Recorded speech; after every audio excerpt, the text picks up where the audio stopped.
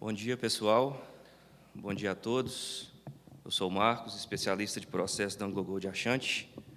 Gostaria de agradecer, primeiramente, a todos presentes aqui, a estar prestigiando a apresentação, e à revista Minérios, por ter nos dado essa oportunidade de ter um trabalho premiado no evento. Tá?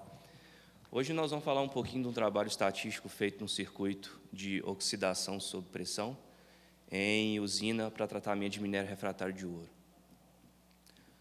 Falando um pouquinho da AngloGold Ashanti no Brasil, hoje nós temos 3 unidades operacionais, uma em Santa Bárbara, a unidade de Córrego do Sítio, que foi o objeto de estudo desse trabalho, outra unidade Cuiabá-Queiroz e outra em Goiás, que é a unidade de Crixás.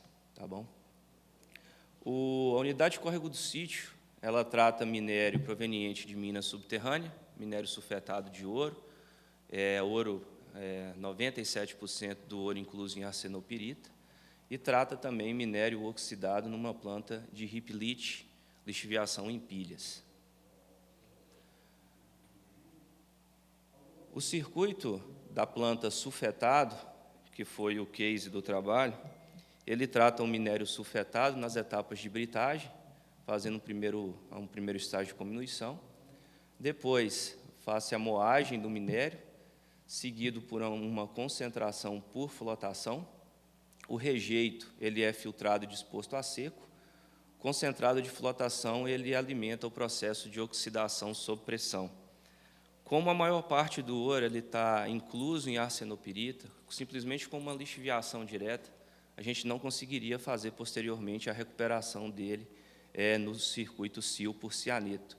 Então, a gente precisa oxidar esse sulfeto, fazer essa liberação do ouro, para depois tornar esse ouro acessível ao processo de lixiviação.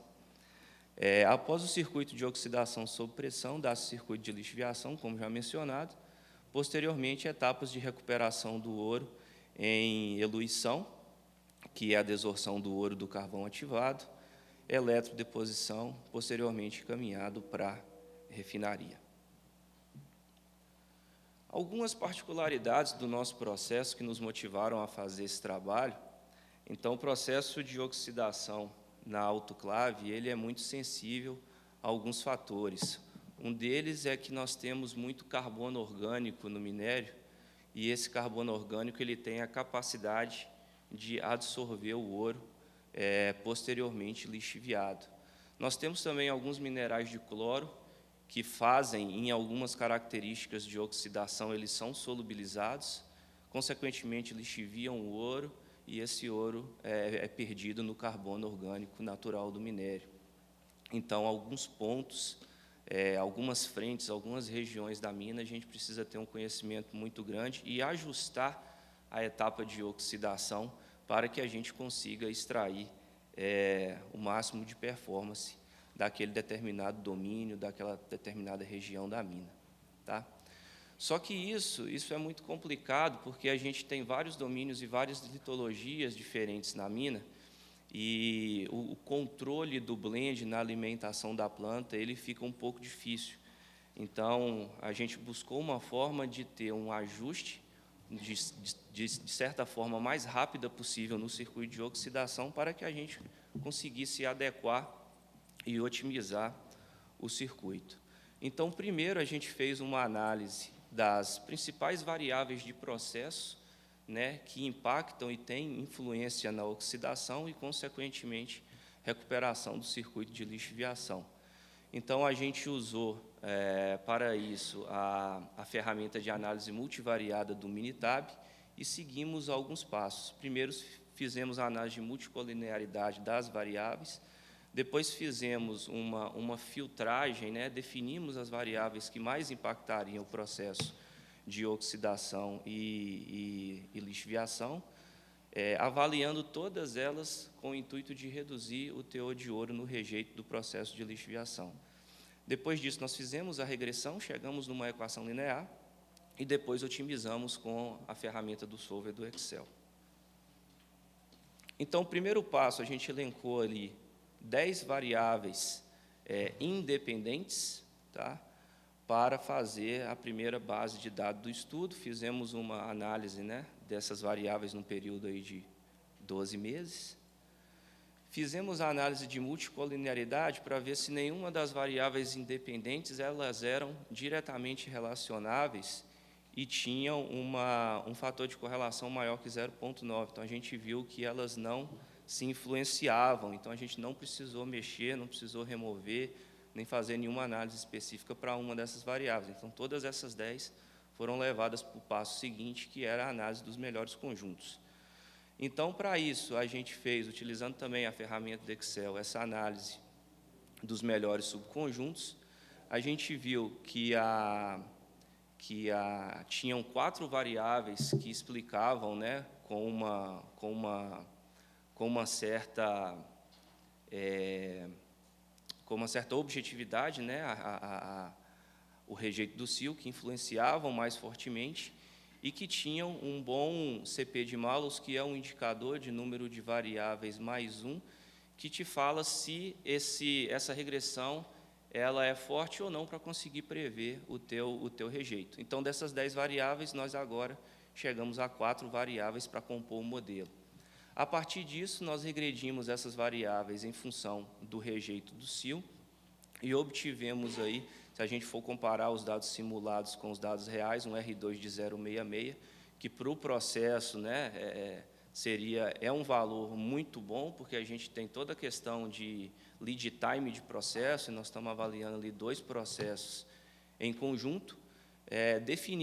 Conseguimos ver naquele gráfico superior de barras à direita, que a alimentação de ouro na cabeceira do circuito era o que mais influenciava o rejeito da lixiviação, e nós tínhamos também o enxofre na alimentação da oxidação, a sílica e o arsênio, que também eram significativas para o modelo e entraram aí na análise na equação de regressão. Tá? Falando um pouquinho agora, a gente tem que saber o seguinte, a gente tem que fazer uma análise crítica para ver se meu modelo faz sentido. Como que esse modelo faz sentido? As variáveis, o que ele está me dizendo, realmente condiz com os princípios de cada um dos processos? E a gente conseguiu ver que sim. A gente, analisando esse gráfico de baixo, que é o gráfico dos efeitos principais, a gente vê que quando a gente sobe enxofre, o rejeito tende a subir, porque você tem mais sulfeto, você tem mais arsenopirita que necessita ser queimada no equipamento que tem uma capacidade definida. Então, se você entra com mais, fica mais difícil de oxidar, seu rejeito sobe. Arsênio, da mesma maneira, porque o principal sulfeto que carrega o ouro é o arsênio. Então, quando você tem mais arsênio, você tem mais arsenopirita para você oxidar, o que se torna mais difícil de fazer, tendendo a aumentar seu rejeito. A alimentação do circuito, a alimentação de ouro na lixiviação, também faz total sentido. Quando você tem mais ouro, seu circuito de lixiviação tem o mesmo tempo de residência, você vai demorar mais tempo para você conseguir lixiviar esse ouro. Então, a gente fez depois também alguns trabalhos relacionados à cinética de lixiviação.